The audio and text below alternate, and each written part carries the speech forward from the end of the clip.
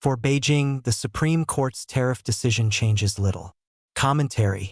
The Supreme Court's decision against much of President Donald Trump's existing tariff agenda has caused quite a stir in American political and media circles. It certainly has angered the president.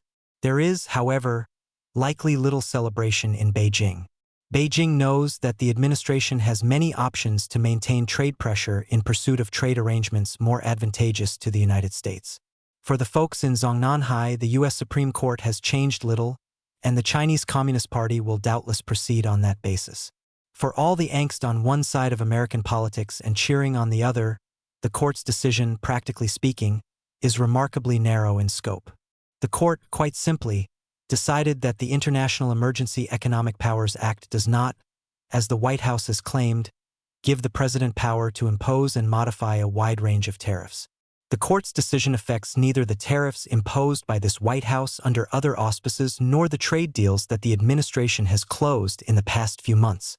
Neither does the decision stop the administration from pursuing its trade agenda by other means.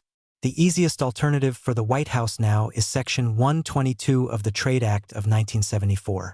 It authorizes the president to impose tariffs of up to 15% on any nation maintaining large trade surpluses with the United States, as well as volume limits on foreign goods entering the country. China certainly qualifies under this criterion.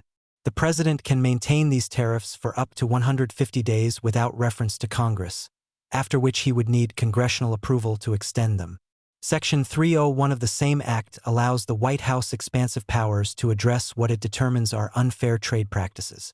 This authorization, however, demands a thorough investigation before the White House can act, though it should be clear that the administration would have little trouble making such a case against China. Both the Biden and Trump administrations have supported such claims in various ways over several years. Alternatively, Trump could turn to Section 232 of the Trade Expansion Act of 1962. It would allow more permanent tariffs than Section 122 of the 1974 law, but like Section 301 of that law, it would require a thorough investigation. Trump's 2018 and 2019 tariffs on Chinese imports conducted such an investigation and used this authorization. The White House also has at its disposal Section 338 of the Tariff Act of 1930. This was the legislation that authorized the infamous Smoot-Hawley tariffs, which some contend deepened and extended the Great Depression. This legislation authorizes the president to impose tariffs of up to 50% on imports from countries that the White House concludes have discriminated against U.S. businesses. No investigation is required, and there are no limits to how long the tariffs can remain in place. Treasury Secretary Scott Bessent has indicated that the administration is considering the powerful authorization of this alternative. Well aware of this array of options open to the Trump White House, it is easy to see why Beijing doubtless feels little relief from the Supreme Court's very limited finding, no matter how many headlines it has generated on this side of the Pacific.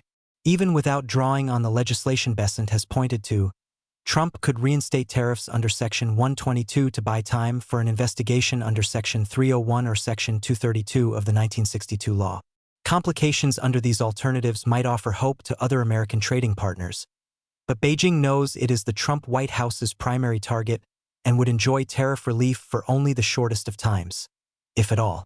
If, as has been mooted, a summit between Trump and Chinese leader Xi Jinping takes place, either side will come with much the same trade armaments as before the Supreme Court decision. Trump can, and no doubt will if the meeting takes place, threaten more severe tariffs and other trade restraints. Xi will threaten to take action over China's near monopoly on technologically essential rare earth elements. To be sure, the United States has launched an ambitious plan to erase China's near monopoly on such critical materials, but that will take time. Those plans will not bear fruit before the proposed summit comes off. Xi will then retain this bargaining chip, one that has exacted concessions from Trump twice in the past year. Given such a prelude, the summit, should it actually take place, will, aside from the usual happy talk of diplomacy, likely change little, just as the Supreme Court decision changes little in the contest between the United States and China.